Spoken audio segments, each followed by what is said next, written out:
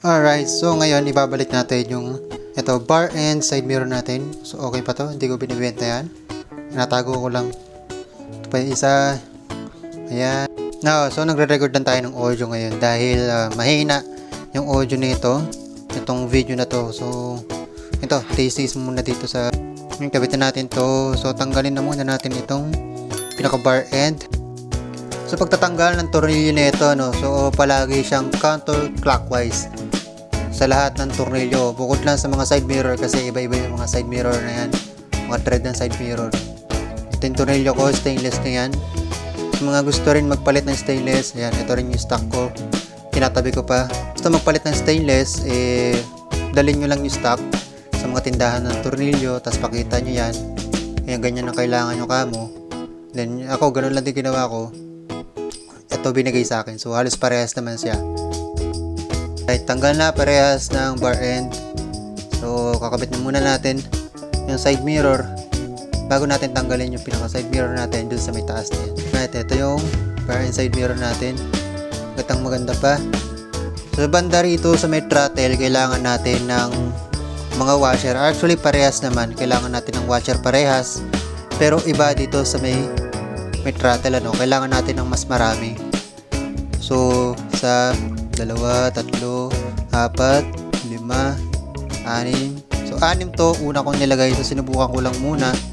Tinansya ko na hindi naman sobrang layo yung gap, ano. So kahit pa paano, dapat may gap yung throttle, yung pinaka-throttle mismo dun sa may side mirror para mapihit pa rin yung pinaka-throttle natin, ano. So dapat hindi masyadong ipit yung throttle, so para mapihit siya. Ayan, okay na siguro. Magbuwas tayo ng ilang washer, ano, kabit-kabit na to. Then testing natin kung ipit yung ating throttle, ano. So testing yan, no. So kung mabalik siya, so ibig sabihin hindi siya naiipit, napipihit pa yung pinaka-throttle natin. Ganun din, maglalagay tayo ng washer. So hindi naman din maganda kung parang ipit din to, no, pero sakto lang, hindi naman yung sobrang may gap. So kahit nakadikit lang siya, kahit paano, at least yan, lalagay natin yung mga washer na kailangan natin. Dito tingin ko mas konti lang yung kailangan kumpara sa kabila. Tansyahin nyo na lang yung washer na kailangan nyo, no? So may extra kong 10 na washer dito para dito, may stainless yan, syempre para hindi masira. Kapag sobra, itabi nyo na lang. Pagka kulang, hindi bili pa kayo, ganun lang. So higpitan na natin to. Parang napakaraming side mirror ngayon itong.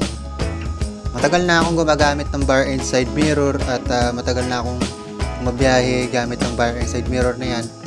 At so far, wala pa naman din ako nagiging problema dito, no. So huli, wala naman. Sa mga ganyan, naibiyahe ko na rin siya sa may EDSA. May mga checkpoint ako na daanan dyan, so hindi naman tayo nasita. Nagpunta na rin tayo ng Marilake dati. So may checkpoint doon madalas at hindi naman tayo nasisita tungkol dito sa ating bar and side mirror.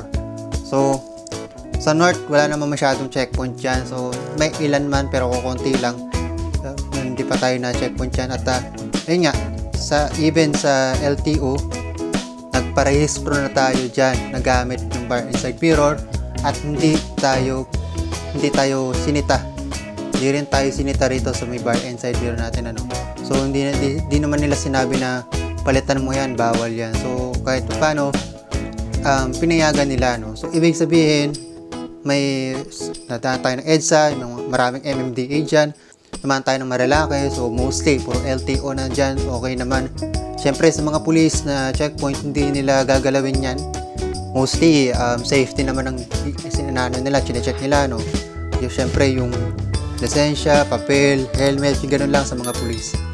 Pero pagdating sa mga yan, katulad niya MMDA, LTO, medyo mahigpit sila. Yan, natanggalan natin to, ating side mirror. Meron tayong maliit na parang pantakip dito sa may thread ng side mirror, no, para may lagay pa rin natin yung switch ng may driving light. Okay na to, so adjust na lang tayo dito sa ating bar and side mirror. Kung syempre kung nakikita yung likod, by the way, yung magtatanong kung white ba itong ano na to, no, side mirror na to, itong bar and side mirror.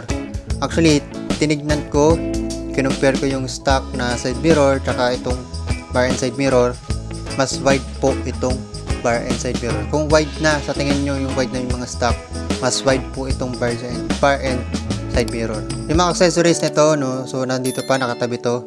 So tinatabi ko lang yan, kung sakali ilagay ko siya sa Mio dahil wala naman itong pagkakapitan dun sa may ano, no. Ito lang mismo yung kakabit dun. May bar end ng Mio, magagamit ko rin siya dun. Again, that's it. So maraming salamat sa panonood nitong video natin. Adjust na lang